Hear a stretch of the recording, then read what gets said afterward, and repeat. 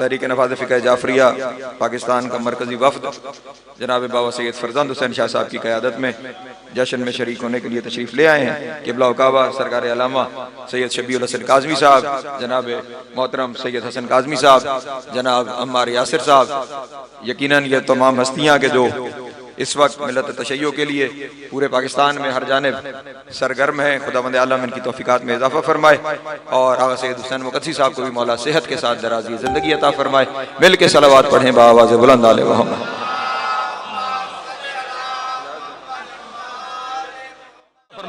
तो जो हुसैन कायनात में हिदायत का चिराग है,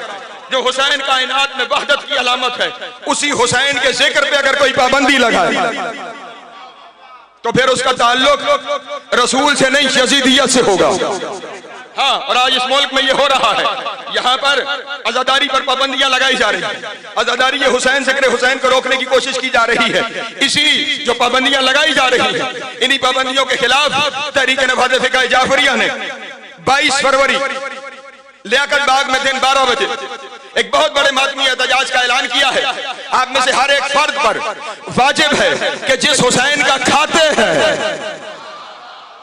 तवज्जो फरमाइएगा, जिस हुसैन का खाते हैं, जो करम की इंतहा है, जिस हुसैन की वजह से जिंदगी है, जिस हुसैन की वजह से हयात है, जिस हुसैन की वजह से हमारी बका है, जिस हुसैन की वजह से नजात है, उस हुसैन के नमक का हक अदा करते हुए आप में से हर एक बंदा 22 फरवरी को वहां उस मरकजी एहतजाज में जो अज़ादारी पे पाबंदियों के खिलाफ होने जा रहा है, आप में से हर एक उस एहतजाज में शिरकत करेगा। ताईद करते हुए दोनों हाथ बुलंद